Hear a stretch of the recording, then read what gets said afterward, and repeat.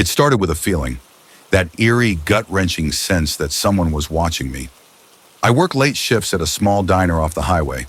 It's the kind of place where truckers stop for coffee and the occasional lost traveler comes in asking for directions. Most nights are quiet, but that night was different. That night I saw him for the first time.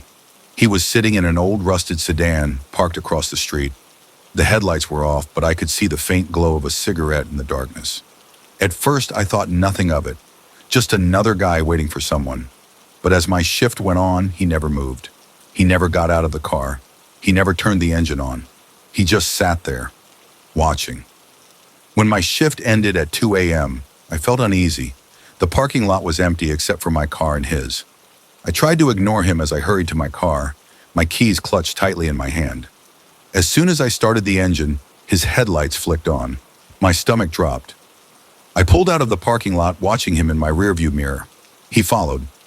At first, I tried to convince myself it was a coincidence. Maybe he lived nearby. Maybe he just happened to be going the same way. But when I turned onto a quiet back road to take a shortcut home, he followed. When I switched lanes randomly, he did too. When I slowed down, so did he. I was being hunted. My heart pounded as I tried to think. My house was still 10 minutes away. If I went home, I'd be leading him right to me. I couldn't do that. Instead, I turned onto an unfamiliar street and sped up. His car kept pace. Then I saw it. A gas station. It was closed, but the lot was well lit, and a security camera was mounted outside. I swerved into the lot and threw my car into park. The man's car slowed as he approached. For a second, I thought he was going to stop. But then, at the last moment, he sped up and disappeared into the night. I sat there shaking, my hands gripping the steering wheel so tightly that my knuckles turned white. After a few minutes, I drove home, taking a long, winding route to make sure I wasn't followed. That night, I barely slept. Every creak of my house, every shadow outside my window made my skin crawl. The next day, I told my manager what had happened, and he let me switch to the day shift. I never saw that man again. But sometimes, even now when I drive home at night, I check my rearview mirror just to make sure no one is following me. I moved into my new apartment 6 months ago. It wasn't much, just a small one-bedroom unit in an old building downtown. The walls were thin, the pipes groaned, and the heater barely worked, but it was mine. For the first time in years, I had my own space, and I felt safe. That was before the whispering started. It began one night while I was lying in bed, half asleep. At first, I thought I was dreaming, but then I heard it clearly, a voice muffled and distant, coming from the air vent near the ceiling.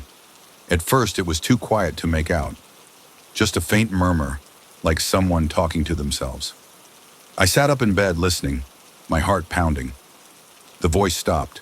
The apartment fell silent. I tried to brush it off. Old buildings make weird noises, right?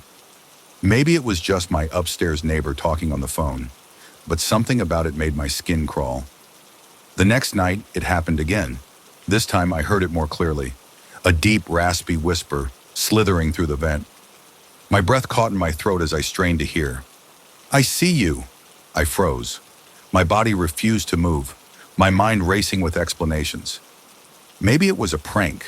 Maybe someone's TV was on too loud. But the words felt too close, too deliberate.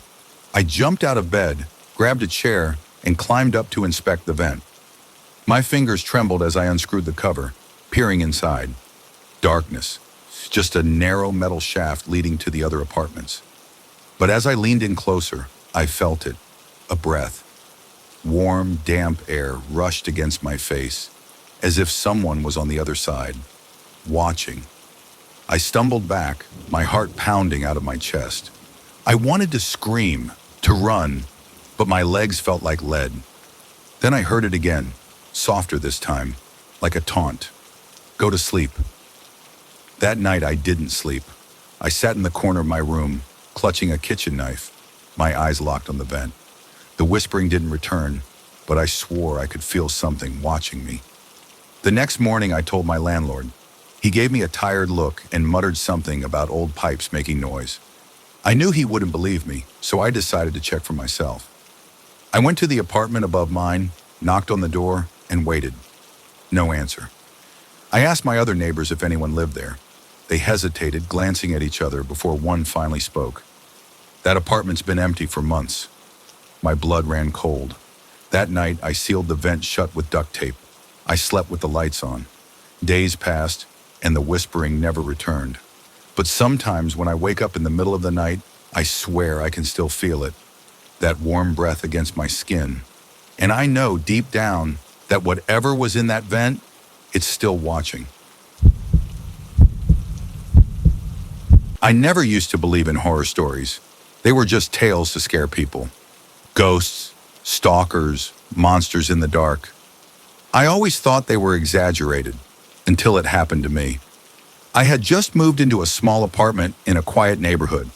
It wasn't fancy, but it was affordable. And after years of living with roommates, I was excited to have my own place. The first few weeks were uneventful. I worked late shifts at a bookstore, came home exhausted, and fell asleep almost instantly. But then, strange things started happening. It began subtly. I would come home and find my closet door slightly open, even though I knew I had closed it before leaving.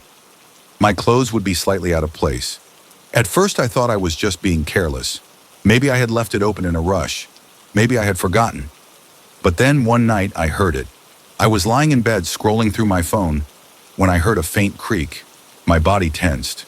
It came from the closet. I stared at the door, my breath caught in my throat.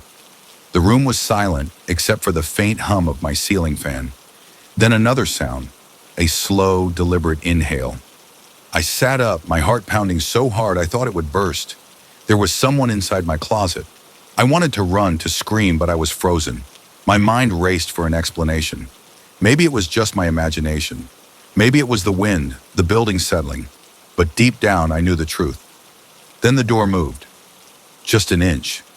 A tiny, deliberate shift. I grabbed my phone and turned on the flashlight, aiming it at the gap between the door and the frame. For a second, I saw nothing. Then deep in the darkness, something moved. A shadow shifted. I barely had time to react before the door swung open.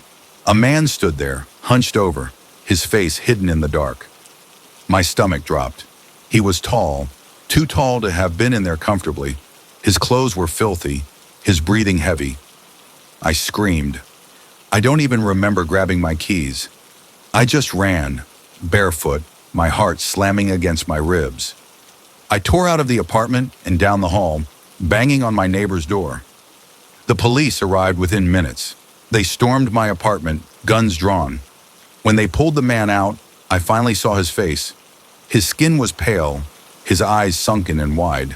And then they told me something that made my blood run cold. There was a small crawl space in the back of my closet, one I had never noticed. It connected to an abandoned part of the building.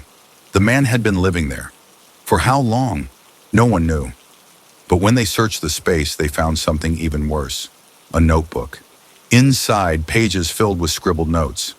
About me, what time I came home, what I ate, when I slept, and one line, written over and over. She doesn't know I watch her at night. I moved out the next day.